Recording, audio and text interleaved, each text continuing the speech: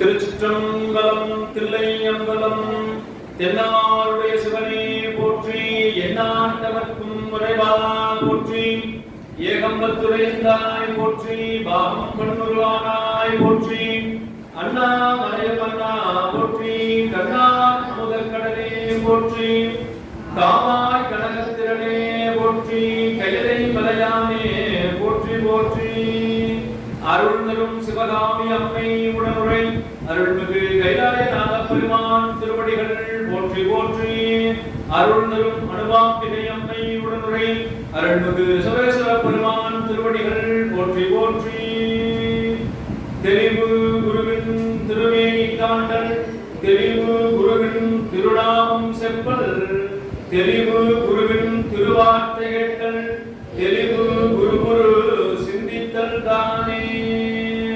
அருட்குருநாதர் சோமசுந்தர நாயகர் திருவடிகள் போற்றி போற்றி அருட்குருநாதர் மரமலை அடிகள் திருவடிகள் போற்றி போற்றி அருட்குருநாதர் அழகரடிகள் திருவடிகள் போற்றி போற்றி அருட்குருநாதர் ஆடலரசையா திருவடிகள் போற்றி போற்றி அருட்குருநாதர் ஒளியரசையா திருவடிகள் போற்றி போற்றி எந்த ஞானாசிரிய பெருமகனா சிவமா ஜானகிராமன் ஐயா திருவடிகள் போற்றி போற்றி. குருவாகி வந்த சிவத்தை வணங்கி குவலயம் போற்றும் அடியார்கள் மக்களுடைய திருவடி தாமரைகளை வணங்கி நாளும் போலும் பொருந்திய இன்றைய நன்னாளிலே நாம் போற்றுதலுக்கும் வழிபாட்டிற்கும் உரிய திருத்தொண்டர் புராணத்தை தொடர்ந்து சிந்திக்க முற்படுகின்றோம்.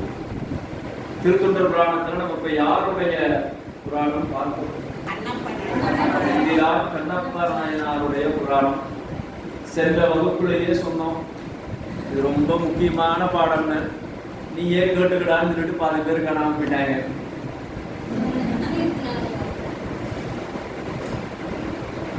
சரி, திருவருள்.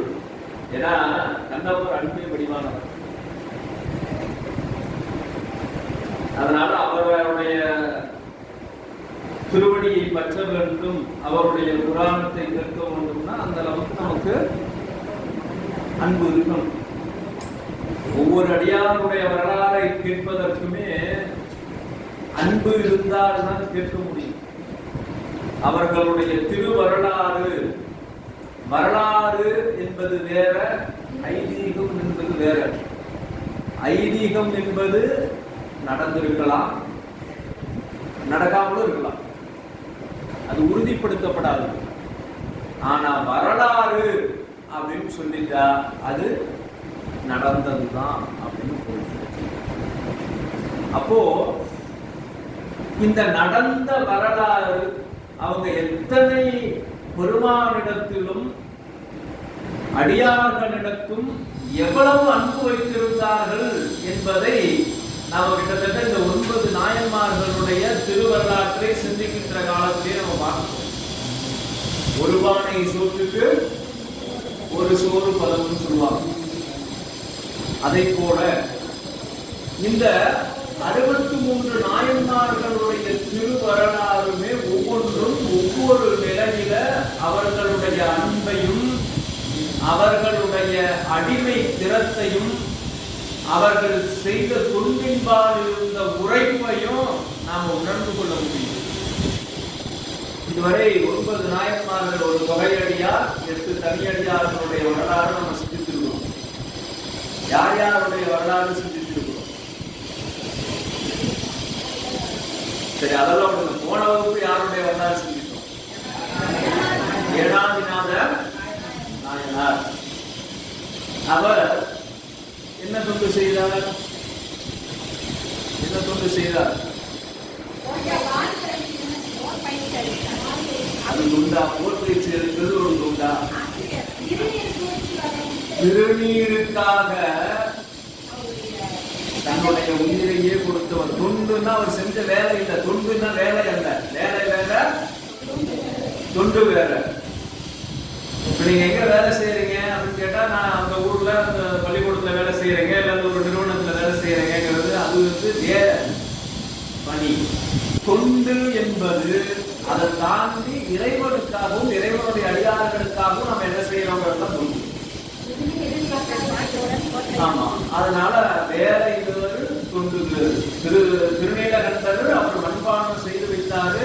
அதுல பானை சட்டி இதெல்லாம் செஞ்சதெல்லாம் என்னது? வேலை. திருவோடு செஞ்சு அடியாருக்கு கொடுத்தது தொண்டு. அப்ப வேலை வேற, தொண்டு வேற அப்படிங்கிற வேறுபாடு நமக்கு தெரியும். ஏனாதிநாத நாயனார் செய்த வேலை, தொழில், பணி அதுதான் வான்படை பயிற்சி கொடுத்தல். ஆனா அவர் செய்த தொண்டு எது? திருநீற்றுக்காக தன்னுடைய உயிரையே கொடுத்ததுதான் ஏனாதிநாத நாயனார் செய்த தொண்டு. ஒரே மாசத்துல மறந்தா அவன் என்ன எவ்வளவு தூரம் போகணும் தெரியுங்களா? ஆமா, 8 அடியாருக்கே இப்படி நாம மறந்தா இந்த மீதி 55 அடியார்களுடைய வாழ்க்கைய எப்படி நினைவில் வைத்துக் கொள்வது? அப்ப என்ன பண்ணணும்னா, ஒரு மாசம் வகுப்பு நடத்தணும், ஒரு மாசம் ரிவிஷன் நடத்தணும், ஒரு மாசம் டெஸ்ட் வைக்கணும் போல ஸ்கூல் மாதிரியே. அதனால நாம என்ன செய்யணும் அப்படின்னா, தொடர்ந்து நம்ம தான் சொல்றோமே, நீங்களும் போனீங்கன்னா உங்க வேலைகள்ல இந்த புத்தகத்தை அப்படியே மறந்துடுறீங்க, நாங்களும் போனா எங்களுடைய வேலையில இந்த புத்தகத்தை அப்படியே மறக்கணும். அப்படி இருக்கக்கூடாது. தொடர்ந்து படிச்சுட்டே வரணும். படிச்சுட்டு ஏதாவது ஒரு இடத்துல ஐயம் ஏற்படும். அப்போ ஐயத்தை தெரிந்தவர்கள்கிட்ட கேட்டு தெளிவு பெற வேண்டும் என்பதுதான் நாம கடைபிடிக்கணும். ஏன்னா செந்தமிழும் நாப்பழக்கம், வைத்ததோர் கல்வி மனப்பழக்கம். அந்த மனதுல சிந்தித்து சிந்தித்து நம்ம அவர்களுடைய திரு வரலாற்றை முழுமையுமாக நினைவில் கொள்ளினாலும், அவர் எந்த ஊர்ல பிறந்தார் தெரியலைங்க, அவர் எந்த ஊர்ல முக்தி அடைந்தார் எல்லாம் தெரிஞ்சு வச்சிருக்கணும், தெரியலைங்க. அவர் என்ன இனத்தை சேர்ந்தவர் தெரியலைங்க, அவர் எந்த காலத்துல வாழ்ந்தார் தெரியலைங்க. சரி பரவாயில்ல, எல்லாம் அவர் என்ன தொண்டு செய்தார் அதுக்கு மட்டும் தெரியலன்னு சொல்லணும். அவர் என்ன தொண்டு செய்தார் அப்படின்னா, இந்த நாயன்மார் பேரை சொல்லணும்னா இவர் இந்த தொண்டு செய்தார்னு சொல்றதுதான் யாருக்கு அழகு? பெரிய புராண வகுப்பு மாணவர்களுக்கு அழகு, அடியார்னு சொல்லிக்கிறவர்களுக்கு அழகு. அடியார்னா திருத்தொண்ட தொகை மனப்பாடமா சொல்லணும். திருத்தொண்ட தொகை மனப்பாடமா சொல்லணும். ஒவ்வொருத்தருக்கும் ஒவ்வொரு இலக்கணம் வைத்தோம்னா அந்த 10 இலக்கணம், புறத்திலக்கணம், அகத்திலக்கணம் அதெல்லாம் இருந்தாதான் நம்ம அடியார். நாம இப்ப உலக மக்கள்ல இருந்து, உலக மக்கள்லாம் சாமி கிட்ட இருந்து ஒரு 1000 அடியில் இருக்கிறாங்கன்னா நாம எங்க நிக்கிறோம்? 999 அடியில் நிக்கிறோம். நாம் என்ன கடக்க வேண்டியது அவ்வளவு தூரம் இருக்கு. இது நமக்கு முறையா ஒவ்வொரு முறையும் சொல்றோம், சொன்ன உடனே மறந்துடுறீங்க. வழிபாட்டுல எப்பவுமே இந்த இன்றியமையாத உறுப்புகள் அப்படின்னு இருக்கு. ஒவ்வொன்றுக்கும் சொல்றாங்க இல்லையா, அதனுடைய உறுப்புகள், அதற்குரிய இலக்கணங்கள் அப்படின்னு. அந்த இலக்கணங்களுக்கு உரியதெல்லாம் இருக்கணும். நீங்க என்னங்க கணப்ப நாயனாரை எடுத்து வச்சுட்டு இலக்கணம் இருக்கணுங்கிறீங்க அப்படின்னு நீங்க நினைக்கிறீங்க. ஆனா என்னால பார்க்கணும், அவரும் அவருக்கு தெரிந்த இலக்கணப்படிதான் இறைவனை வழிபாடு செய்திருக்கிறார் என்பதை பார்ப்போம். சென்ற முறை ஏனாதிநாத நாயனாருடைய திருவரலாற்றை சிந்தித்து நிறைவு செய்தவுடனேயே நம்ம சில செய்திகளை சொன்னோம். கண்ணப்பர் புராணம் நமக்கு மிக இன்றியமையாத புராணம். நம்ம ரொம்ப கவனமா இருக்கணும். நம்மை சுற்றிய கேள்விகள் எல்லாமே கண்ணப்பர் கறி சாப்பிட்டார் நாங்க சாப்பிடக்கூடாதாங்கிற கேள்வியில தான் வந்து நிற்கும். அதற்குரிய விடையெல்லாம் நீங்க தெரிந்து கொள்ளணும்னா வாங்கன்னு சொன்னோம். நானே சாப்பிட்டு நான் எதுக்கு அதை பத்தி தெரிஞ்சுக்கணும்னு பல பேர் வரல போல இருக்கு. இருந்தாலும் அப்பவும் நம்ம விடமாட்டோம்ல, அதுக்கு ரெக்கார்ட் பண்றோம். ரெக்கார்ட் பண்ணி போட்டு அனுப்பி அப்போவாது கேட்கட்டும். என்கிறார் கண்ணப்ப நாயனாருடைய புராணம் திருத்தொண்ட தொகையில நம்முடைய சுந்தரமூர்த்தி நாயனார் கலைமலிந்த சீர்நம்பி கண்ணப்பருக்கு அடியேன் என்று சொல்றார். கண்ணப்பர் வேடர் குலத்திலே பிறந்தவர். கலைமலிந்த சீர்நம்பின்னு அவருக்கு ஏன் சொல்றார்? சுந்தரர் மிகப்பெரிய அறிஞர், பெரும் தொண்டர். அவர் சாதாரணமா ஒரு செய்தியை சொல்ல மாட்டார் இல்லையா?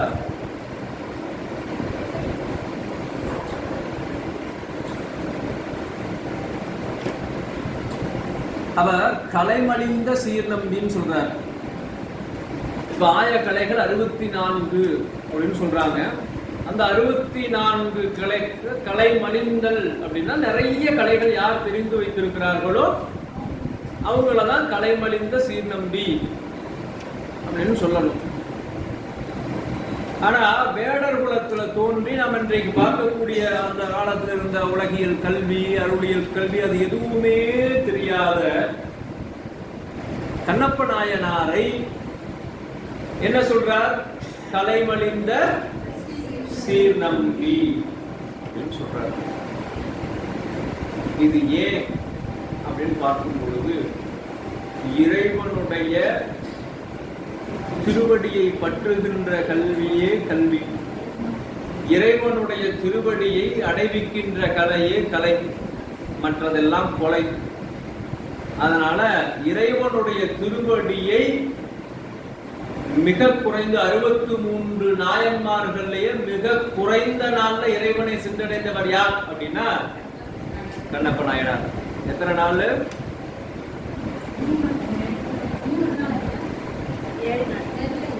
6 நாள். முதல் முறையே சொன்னேன். எப்போ? திருநீலகண்டருடைய வரலாறு சொல்லும் போது பட்டினத்தாருடைய பாட்டை சொல்லி உங்களுக்கு பாடம் நடத்தினேன். என்ன? வாழால் மகவறிந்து ஊட்ட வல்லே நல்லன், மாது சொன்ன சூழால் இளமை துறக்க வல்லே நல்லன், தொண்டு செய்து நாளாரில் கண்ணிடந்து அப்ப வல்லே நல்லன், நான் இனி சென்று ஆளாவது எப்படியோ திருக்காலத்தி அப்பருக்கு என்று பட்டினத்தார் 3 நாயன்மார்களை கூட்டுகின்றார். முதல்ல சிறுத்தொண்டர், அடுத்து திருநீலகண்டத்து குயவனார், 3ஆவதாக கண்ணப்ப நாயனார் என்று 3 பேருடைய செய்திகளையும் மேலோட்டமா சொல்லி இந்த பாடலாசிரியர் நம்ம திருநீலகண்டருடைய வரலாறு கூட்ட. சரி சார், ஏனாதிநாதருக்கே நாங்க பதில் சொல்லல, நீங்க அதுக்கும் முன்னால 8 நாயன்மாருக்கு முன்னால திருநீலகண்டரை கேட்டா நாங்க எப்படி சொல்றது? சொல்லணும். அதுதான் நான் உங்ககிட்ட இருந்து எதிர்பார்க்கிறேன்.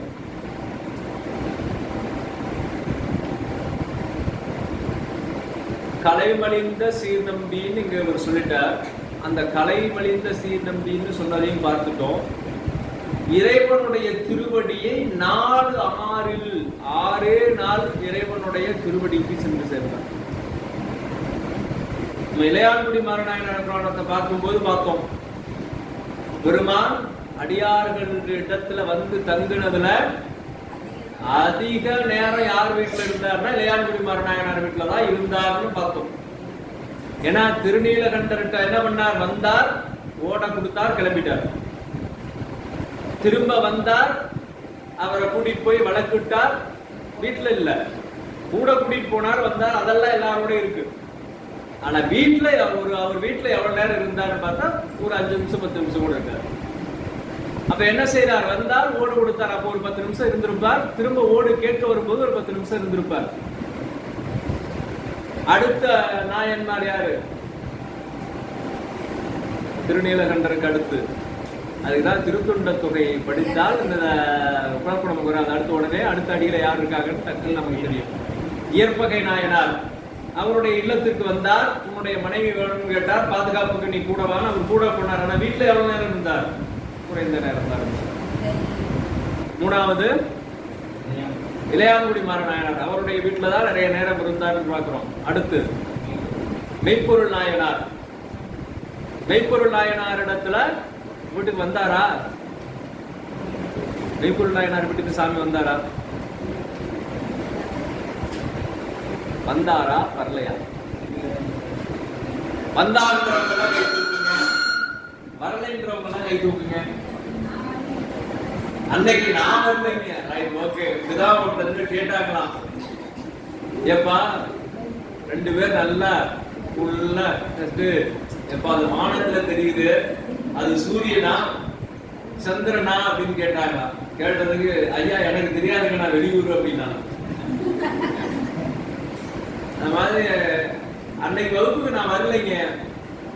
இது அப்படியே எடுத்து பல படங்கள் ஒரு படத்துல பயந்துட்டார். இல்லை நீ போய் அந்த டாக்டரை பார்த்துட்டு ஏங்க இல்லை அந்த பாடம் நடத்தும் போது நான் வரல, வயிறு வலிக்குது அப்படின்னு சொன்ன உடனே விஜய் சேதுபதி ஒரு படத்துல சொல்லுவாங்க இல்லையா, அது நீங்கள் டாக்டர் தானே பாருங்கன்னு அந்த பாடம் நடத்தும் போது நான் போகல, அதனால நீ அந்த டாக்டரை போய் பார்த்துக்க அப்படின்னு சொல்லி சொல்ற மாதிரி நான் வரலன்னு தான் சொல்லக்கூடாது. நடராஜ பெருமான காட்சி தந்தார். ஆனா அடியார் திருக்குளத்தோட அவருடைய வீட்டுக்கு வரவில்லை. அடுத்தது விரண்முண்டருடைய வீட்டுக்கு வந்தாரா? வரல. நீங்க இப்படி கேள்வி கேட்பீங்கன்னு எங்களுக்கு தெரியாதுங்க. ஞாபகம் வச்சுக்கோங்க, இந்த உலகத்துக்கு ஏற்ற மாதிரி நாமளும் மாறிக்கிட்டே இருக்கணும். திடீர்னு கேட்பாங்க, எப்பா சாமி வீட்டுக்கு எந்த அடியார் வீட்டுக்கு வந்தார் அப்படின்னு கேட்டா ஒருத்தர் 2 பேர் பேராவது சொல்றதுக்கு ஆமா நமக்கு நினைவுல இருக்கும். விரண்முண்ட நாயனார் அவர் என்ன தொண்டு செய்தார்?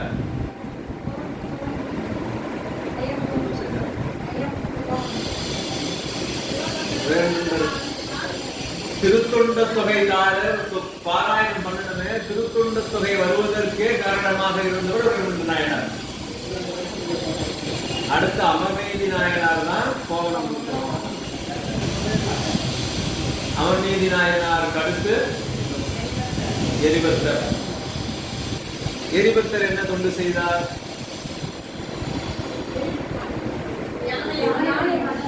யானை.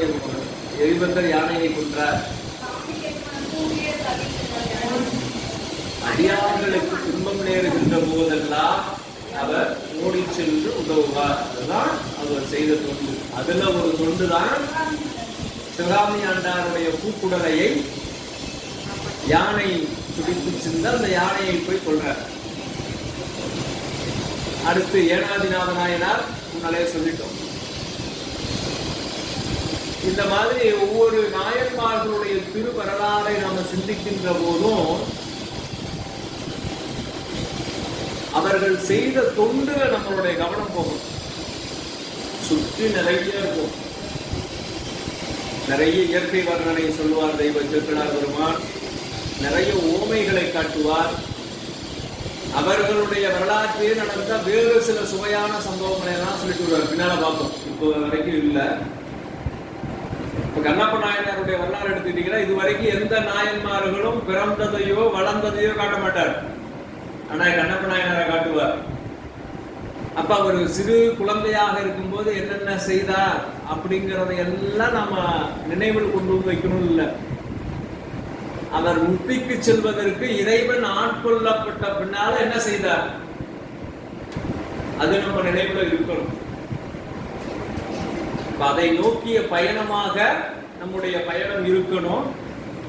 அதனால கலைமலிந்த சீர்நம்பி கண்ணப்பர்க்கு அடியேன் என்று இங்கே திருத்தொண்ட தொகையிலே சொல்லுகின்றார். அடுத்து திருத்தொண்டர் திருவந்தாதியிலே நம்பியாண்டார் நம்பிகள் நிலத்தில் திகழ் திரு காலத்தியார் திரு நெற்றியின் மேல் நலத்தில் பொழிதரு கண்ணில் குருதி கண்டு உள் நடுங்கி வளத்தில் கடுங்கணையால் தன் மலர்கண் இடந்து அப்பினான் குளத்தில் கிராதன் நம் கண்ணப்பனாம் என்று கூறுவரே.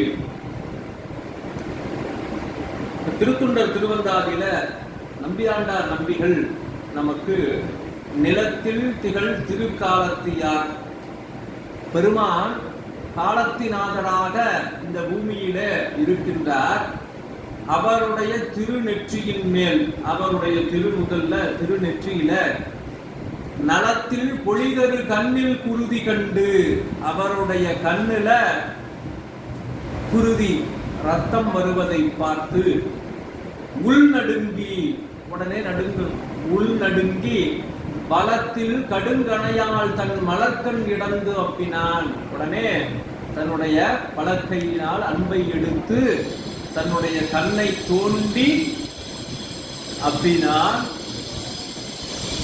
அடுத்து சொல்றார், குளத்தில் கிராதன் நம் கண்ணப்பனாம் என்று கூறுவரே. அவர் என்ன குலத்தை சேர்ந்தவர் அப்படின்னா வேடர் குலத்தை சேர்ந்தவர். அதனால வேடர் குலத்தை சேர்ந்தவராக இருந்தாலும் பெருமானிடத்திலே வேறென்று கொண்டவர் கண்ணப்ப நாயனார் என்று இந்த திருத்தொண்டர் திருவந்தாதியிலே நமக்கு நம்பியாண்டார் நம்பிகள் அருளி செய்திருக்கின்றார் என்று சொல்லி அடுத்ததாக நம்முடைய விரி நூலிலே கண்ணப்ப நாயனாருடைய திருவரலாறு 186 திருப்பாடல்கள் இருக்கு. 186 பாடல்கள் இருக்கு. அதனால நிச்சயமாக என்ன செய்ய முடியாது, ஒரே வகுப்புல நிறைவு செய்ய முடியாது. அதனால நம்ம வாய்ப்பு இருக்கின்ற வரை இந்த திருவரலாற்றை சிந்திக்க முற்படுவோம். மேவலர் புறங்கள் செற்ற விடையவர் வேத வாய்மை காவலர் திருக்காலத்தி கண்ணப்பர் திருநாடு என்பர் நாவலர் புகழ்ந்து போற்றும் நல்வனம் பெருகி நின்ற பூவலர் வாரி சோலை சூழ்ந்த பொத்தப்பி நாடு. இவருடைய நாடு பொத்தப்பி நாடு என்று சொல்லக்கூடிய ஒரு நாடு. மேவலர் புறங்கள் செற்ற விடையவர், பெருமான் முப்புறங்களை எரித்தவர், காளை வாகனத்தை உடையவர், வேத வாய்மை காவலர், வேத வாய்மைக்கு காவலராக இருக்கக்கூடியவர் சிவபெருமான். அவர் திருக்காலத்தி கண்ணப்பர் திருநாடு என்பர். அப்படிப்பட்ட பெருமான் திருக்காலத்திலே வீற்றிருக்கின்றார். அந்த திருக்காலத்தியை என்ன சொல்லி மக்கள் அழைப்பார்களா? கண்ணப்பர் நாடு, கண்ணப்பர் திருநாடு என்று அழைப்பார்கள். கண்ணப்பருடைய திருநாடு என்று பெயர் பெற்றது. இப்போ ஒரு சில பேருக்கு ஊரால பெருமை சேரும், சிலரால ஊருக்கு பெருமை சேரும். ஒரு ஊர் பேரை சொன்னோன்னா அவரோட ஊருங்க, அவர் பிறந்த ஊர், அவர் வாழ்ந்த ஊர், அவர் இறைவனுடைய திருவடி அடைந்த ஊர். நம்ம ஒவ்வொரு ஊருக்கும் ஒரு பெருமை உண்டு. அதுல இந்த இடத்துக்கு என்ன பெருமைன்னா கண்ணப்பர் திருநாடுன்னு இந்த நாட்டுக்கு பெருமை. நாவலர் புகழ்ந்து போற்றும் நல்வளம் பெருகி நின்ற பூவலர் வாதி சோலை சூழ்ந்த பொத்தப்பி நாடு. வாதி சோலை, அதாவது குளங்கள் சோலைகள் இதெல்லாம் நிரம்பி இருக்கக்கூடிய நாடாக இந்த பொத்தப்பி நாடு விளங்கியது என்று இந்த முதல் பாடல்ல அந்த திருநாட்டினுடைய சிறப்பை எடுத்து சொல்லுகின்றார். அடுத்து இரண்டாவது பாடல், இத்திருநாடு தன்னில் இவர் திருப்பதி யாது எனில் நித்தில அருவிச்சாரல் நீள்வரை சூழ்ந்த பாங்கர் மத்த வெண்களிற்று போட்டு வன்தொடர் வேலி கோழி ஒத்த பேர் அரணம் சூழ்ந்த முதுபதி உடுப்பூராகும். அந்த பொத்தப்பி நாட்டுல உடுப்பூர் என்பதுதான் நம்முடைய கண்ணப்ப நாயனாருடைய ஊர் அப்படின்னு சொல்றார்.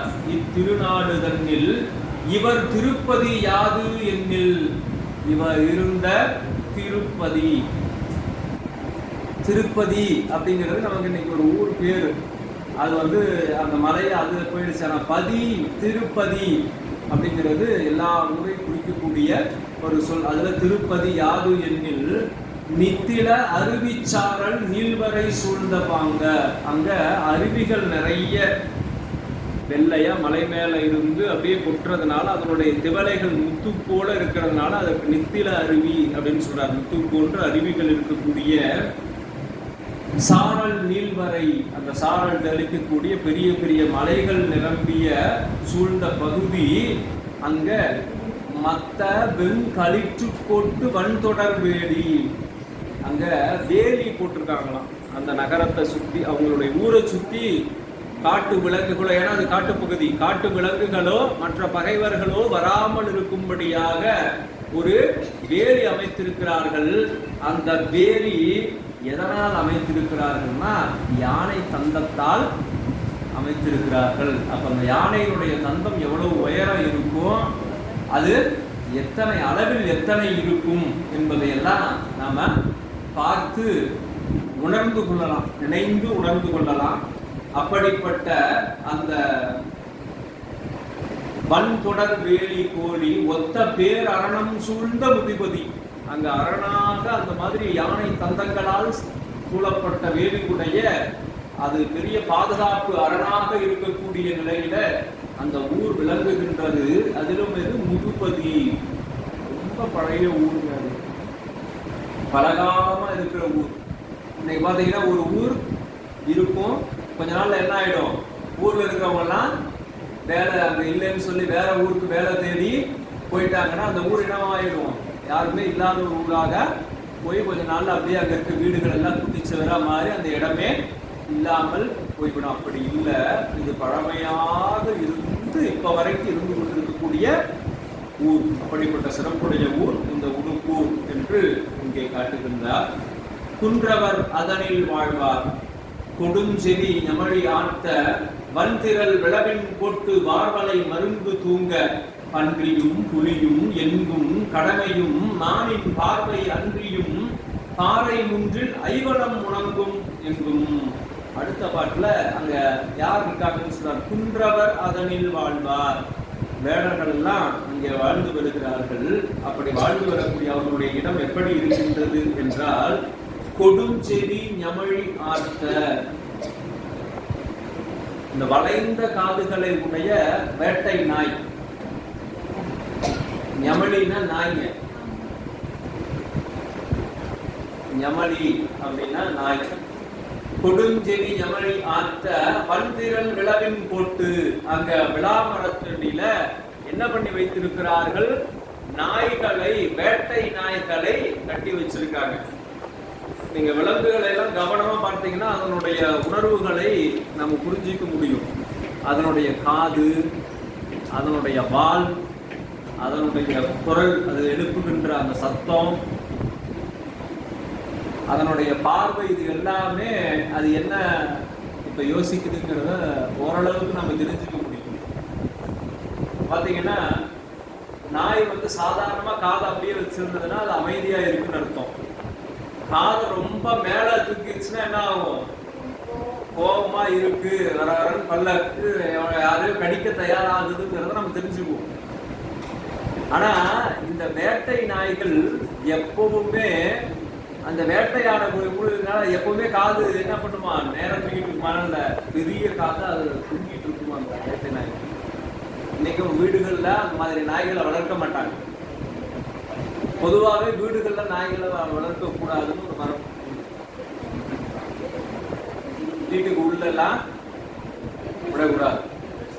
அதற்கு சரியா என்னன்னா அதெல்லாம் முறையா எதுக்காகன்னா அப்போ பாதுகாப்புக்காக நாய் வளர்க்கறதுக்காக. அது இன்னைக்கு செல்ல கொஞ்சத்துக்காக நாய் வளர்க்கறதுனால நமக்கு எல்லாமே மாறி போச்சு. ஆமா, அது எல்லா இடத்துக்கும் வருது, பெட்ரூம்ல இருந்து எல்லா இடத்துக்கும் அதுலயே ஏறி பண்ணுது, அது தனி பண்ணிட்டு எல்லாம் பண்ணுறோம். ஏன்னா இப்ப நமக்கு அதனுடைய என்ன சொல்றது, இன்னைக்கு சிசிடிவி வந்துருச்சு, எல்லா வசதியும் வந்துருச்சு. அதனால நாயை வைத்துதான் நம்ம இந்த வீட்டை பாதுகாக்கணுங்கிற சூழ்நிலை நமக்கு இல்லை. அதனால நாய்க்கு என்ன ஆயிடுச்சு, பாதுகாப்பு வேலை இல்லை. இதே போய் கிராமத்துல பாருங்க, வெளியில தான் கட்டி வச்சிருப்பாங்க, ஒழுங்கா சோறு போட மாட்டாங்க.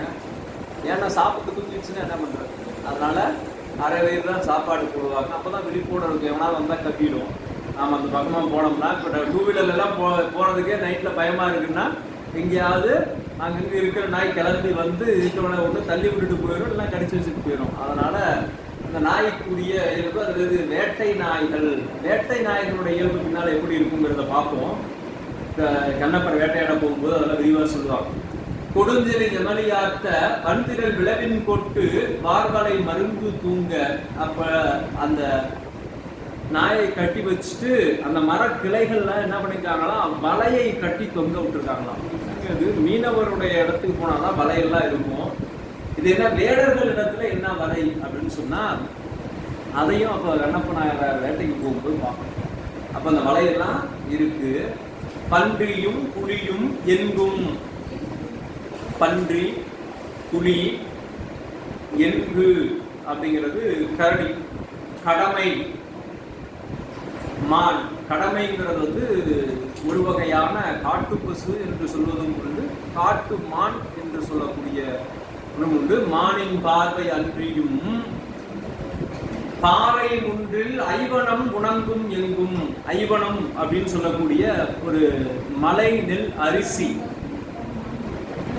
அந்த இது அப்படியே அங்கே காய்ந்து கொண்டிருக்கக்கூடியதோட இந்த காட்சி அவர்களுடைய ஊரினுடைய காட்சியை காட்டுறாங்க. அடுத்து 4வது பாடல்ல வன்புலி குருளையோடும் வயக்கறி கன்றினோடும் குந்தலை சிறுமகார்கள் புரிந்து உடன் ஆடல் அன்றி அன்புரு காதல் கூற அணையும் மான் பிணைகளோடும் இன்புற மருவி ஆடும் எயிற்றியர் மகளிர் எங்கும். ஒரு வீட்டுக்கு போறோம்னாவே அப்பெல்லாம் என்ன பண்ணுவாங்க, வீட்டு வாசல்ல அந்த வீட்டு பசங்க விளையாடிட்டு இருப்பாங்க. இன்னைக்கு வீட்டுக்கு போனோம்னா அந்த பையன் வீட்டோட லாஸ்ட் ரூம்ல கம்ப்யூட்டர்ல கேம் ஆடிட்டு இருப்பான். அவன் எங்க இருக்கிறானே யாருக்கும் தெரியாது. அப்ப வீட்டுக்குள்ள உறவினர்கள் வராங்கன்னா அவன் தான் முதல்ல போய் சொல்லுவான், அம்மா அவர் வந்துட்டாரு அப்படின்னு. அப்ப வீட்டு வாசல்ல விளையாடி கொண்டிருப்பாங்க. இங்கேயும் முற்றத்துல என்ன பண்றாங்க, அந்த சிறுவர்களும் சிறுமியர்களும் விளையாடி கொண்டிருக்கிறார்கள். அந்த வேடுவ சிறுவர்கள் எங்க விளையாடுறாங்களா, யாரோட விளையாடுறாங்கன்னா வன்புலி குருளையோடும் புலிக்குட்டிகளோடும் வயற்கறி கன்றினோடும் யானை குட்டிகளோடும் விளையாடிட்டு இருக்காங்க. குந்தலை சிறுமகர்கள் புரிந்து உடன் ஆடல் அன்றி. அப்படி பசங்கள்லாம் அங்க புலிக்குட்டிகளோடும் யானை குட்டிகளோடும் விளையாடி கொண்டிருப்பதோடு அல்லாமல் அங்க இருக்கக்கூடிய சிறுமியர்கள் என்ன பண்றாங்களா, அன்புரு காதல் கூற அணையும் மான் பிணைகளோடும் இன்புற மருவியாடும் எயிற்றியர் மகளிர் எங்கும். அங்க மான் குட்டிகளோடு இந்த பெண் பிள்ளைகள் எல்லாம் விளையாடி கொண்டிருக்கின்றார்கள் என்று. பெண்களுக்கு மான்னா ரொம்ப பிடிக்குங்கிறது நம்ம எல்லாருக்குமே தெரியும், ராமாயண காலத்துல இருந்து. அதனால வந்ததுதானே ராமாயணம். அதனால பெண்கள் எல்லாம் என்ன பண்றாங்களா, மான் குட்டிகளோடு விளையாடி கொண்டிருக்கிறார்கள். ஆண்கள் அந்த சிறுவர்கள் என்ன செய்யறாங்க, புலிக்குட்டிகளோடும் யானை குட்டிகளோடும் விளையாடி கொண்டிருக்கிறார்கள். வெல்வடை தருகன் வெஞ்சொல் வேட்டுவர் கூட்டம் தோறும் கொள் எரி குத்து என்று ஆர்த்து குடுமிய ஓசை அன்றி சில்லரி குடியும் கொம்பும் சிறுகன் ஆகுலியும் கூடி கல் எனும் ஒளியின் மேலும் கரங்கிசை அருவி எங்கும். சரி, அங்க இருக்கிறவங்க என்ன செய்யறாங்க, எப்படிப்பட்டவங்க, என்ன பாதுகாப்பு இருக்கு, எல்லாம் பார்த்தாச்சு. அங்க என்ன சத்தம் கேட்கும் அப்படின்னா அது எல்லாம் வேடுவர் கூட்டம். இப்ப அடியார் கூட்டம்னா என்ன சத்தம் கேட்கும், ஆமா, ஐந்தெழுத்து, தேவாரம், திருவாசகம், திருமுறைகள், இந்த மாதிரி ஒளியெல்லாம் கேட்டுட்டே இருக்கும். நாம பார்த்தோம் இல்லையா, திருக்கூட்ட சிறப்புன்னு ஒண்ணு பார்த்தோம். இனிமேல் அடுத்த முறை தேதியோட கேட்பேன். திருக்கூட்ட சிறப்பு அப்படின்னு பார்த்தோம். அதுல தேவாசிரியர் திருக்காவணத்தை சொல்லும் போது தெய்வ சிறுக்கலார் பெருமான் எப்படி இருந்ததுன்னு காட்டுறாரு இல்லையா. 1000 வார்க்கடல் போல இருந்தது. எதனால அப்படின்னா, எதனால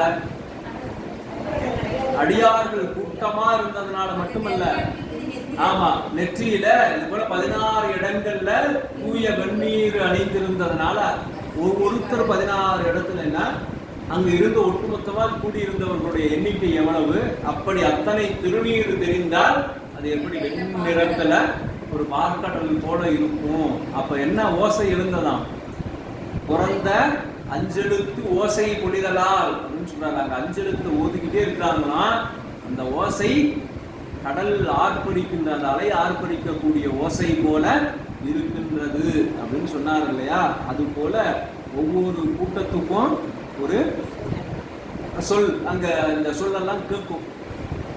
அப்ப இவங்களோட இடத்துல என்ன கேட்குது அப்படின்னா, கொல் எரி குத்து அப்படின்னா இங்க வேடர்களுடைய கூட்டத்துல கேட்குமா. ஏன்னா எல்லாரும் ஏதாவது நிறைய குழுக்கள் இருக்கு, ஒண்ணு ஒருத்தருக்கு ஒருத்தர் இவங்க சண்டை போட்டுப்பாங்க. அப்படி இல்லைன்னா என்ன பண்ணுவாங்க, காட்டுல வேட்டையாட போவாங்க. அங்க புலி போகுது, அதை கொல்லு, அங்க வர சிங்கம், அதை குத்து, அதை எரி, கொல் எரி குத்து, இப்படி ஈட்டியால குத்து, ஈட்டிய தூரமா எரி, அதை கொல்லு அப்படின்னு சொல்லி கொல் எரி குத்து என்று ஆர்த்து குழுமிய ஓசை அன்றி சில்லரி துடியும் கொம்பும். அங்கு துடி என்று சொல்லக்கூடிய சிறு பறையும் கொம்பும் சிறுகன் நாகுலியும் கூடி கல் எனும் ஒளியின் மேலும் கரண்டிசை அருவி எங்கும். அங்கு ஏற்கனவே இயற்கையாக அருவி ஒலிக்கக்கூடிய அந்த ஓசையுமாக இங்கே அவர்களுடைய ஊர். இந்த திருநாட்டில் கொத்தப்பி நாட்டில் உடுப்பூர் என்கின்ற ஊரினுடைய செய்திகளை காட்டுகின்றார். ஆரழைத்து உண்ணும் வேடர் அயற்குளம் கவர்ந்து கொண்ட வேறுபல் உருவின் மிக்கு உறவும் ஆணிரைகள் அன்றி ஏறுடை வானம் தன்னில் இடிக்குறள் எழியோடு மாறுகொள் முழக்கம் காட்டும் மதக்கை மாநிறைகள் எங்கும். இன்னும் என்னென்ன இருக்கு அப்படின்னு காட்டுறார். ஆரழைத்து உண்ணும் வேடர். இவங்களுக்கு என்னன்னா, ஒருத்தரோட அப்பா சாப்பாட்டுக்கு என்ன பண்ற, ஐயா நான் இந்த வேலை செய்யறேங்க, அதுல வர்ற சம்பளத்துல சாப்பிட்றேன். இவங்க என்ன ஆரழைத்து உண்ணுதல். யாராவது தெரியாம காட்டுக்குள்ள போயிட்டாங்கன்னா அவர்களிடத்திலிருந்து பொருளை பறித்துக் கொள்ளுதலும், அப்புறம் அந்த விலங்குகளை வேட்டையாடுவதனால் வரக்கூடியதை கொண்டு அவர்கள் உண்ணுகின்றார்கள். ஆரழைத்து உண்ணும் வேடர் அயற்குளம் கவர்ந்து கொண்ட வேறுபல் உருவின் மிக்கு விரவும் ஆணிரைகள் அன்றி. அப்போ அந்த வழியா போறவங்களுடைய ஆணிரைகள் இவங்களுடைய பகைவர் கூட்டம் வச்சிருக்காங்க இல்லையா, அந்த காலத்துல போர் செய்யற முறையிலே முதல்ல என்ன பண்ணுவாங்க, போய் பசு கூட்டங்களை பிடிச்சிட்டு வந்துடுவாங்க. அதான் போர் செய்யறது. உனக்கு நான் போர் செய்யறேன்னு ஓலா இருக்கிறதுக்கப்புறம் செய்ய வேண்டிய வேலை என்னன்னா ஆணிரை கவர்கள், வெட்சி புறத்திணைகள்ல நம்ம பார்க்கிறோம் இல்லையா, அதுல வெட்சி திணை ஆணிரை கவர்கள், அது மீட்டல் கரந்தை அப்படின்னு சொல்லுவாங்க. அந்த கரந்தை பூச்சூடி போர் வீரர்கள் போய் இந்த பிடிச்சிட்டு போன ஆணிரைகளை திரும்ப மீட்டு கொண்டு வருவதற்காக போர் செய்வார்கள் என்பதையெல்லாம் நம்ம பார்க்கிறோம். ஆரழைத்து உண்ணும் வேடர் அயற்குளம் கவர்ந்து கொண்ட வேறுபல் உருவின் மிக்கு விரவும் ஆணிரைகள் அன்றி. பல்வேறு வகையான பசு கூட்டங்கள். இன்னைக்கே நம்ம பார்த்தோம்னா நிறைய பசு வகை இருக்கு இல்லையா, நாட்டு பசு, சிந்து மாடு, என்னென்னமோ வகையான மாடுகள்லாம் இருக்கு. அப்புறம் என்ன சொல்றது, சைஸ் குட்டியா உயரமே குறைவா இருக்கும் எல்லாமே, அந்த மாதிரி இருக்கிற மாடு நிறைய இருக்கு. அந்த மாதிரி பலவேறு வகையான ஆணிரைகள் மட்டும் இல்லையா, அங்க வேற என்ன இருக்குன்னா ஏறுடை வானம் தன்னில் இடிக்குறள் எழியோடு மாறுகள் முழக்கம் காட்டும் மதக்கை மாநிறைகள் என்றும். யானைகளும் கூட்டமா இருக்கான். யானைக்கு ஓமை காட்டுறாரு பாருங்க, இடி ஓசை போல அதனுடைய முழக்கம் இருக்குமா. யானை பிளிருன்னா அப்படிதான் இருக்கும், இடி ஓசை போல இருக்குமா. எழிலின மேகம், அதனுடைய உருவம் கருமையாக பெரிதாக இருப்பதனால ஒரு மலையை உவமையா சொல்லுவாங்க, யானைக்கு மேகத்தை உவமையாக சொல்லுவாங்க. அப்படி அந்த மேகம் போல இருக்கக்கூடிய யானைகள், மதக்கை குந்திக்கையில மதம் ஒழுகக்கூடிய அந்த யானைகள் எல்லாம் இருக்கின்றன. மைச்செறிந்து அணையமேனி வன்தொழில் மரபருதம்பால் அச்சமும் அருளும் என்றும் அடைவிலார் உடைவன் தோளார் கொச்சையின் நரவும் ஊனின் குழுக்களும் உணவு கொள்ளும் நச்சழல் பகழி வேடற்கு அதிபதி நாதன் என்பான். என்ன ஒருத்தருடைய குணம் அப்படின்னு சொன்னா, சிறுமுந்திக்கு எப்ப பார்த்தாலும் சிறு நேரம் பேசிட்டு இருப்பார். அப்படின்னு ஒருத்தரை பார்த்த உடனே சொல்றான், ஒரு சோம்பேறிங்க, எப்போ பார்த்தாலும் படுத்து தூங்கிட்டே இருப்பான் அப்படின்னு ஒருத்தரை பார்த்து சொல்ற மாதிரி இவங்களுக்கு என்ன இயல்பு அப்படின்னு கேட்டா, அச்சமும் அருளும் என்றும் அடைவிலார். அவங்களுக்கு பயமே கிடையாது,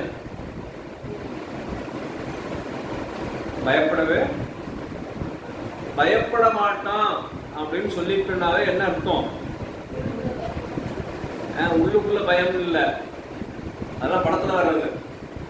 பயம் இல்லை அப்படின்னாலே என்ன, நல்ல சிந்தனை இல்லைன்னு அர்த்தம். இப்ப நம்ம உன்னை பார்த்து பயப்படுவோமா? நல்ல சிந்தனையோட பயப்படுவாங்க. தீய பயத்தலால் தீயவை தீயினும் அஞ்சப்படும் அப்படின்னு திருவள்ளுவர் சொல்றார். அப்ப தீவினை அச்சம் அப்படின்னு ஒரு அதிகாரமே வகுக்கிறார்.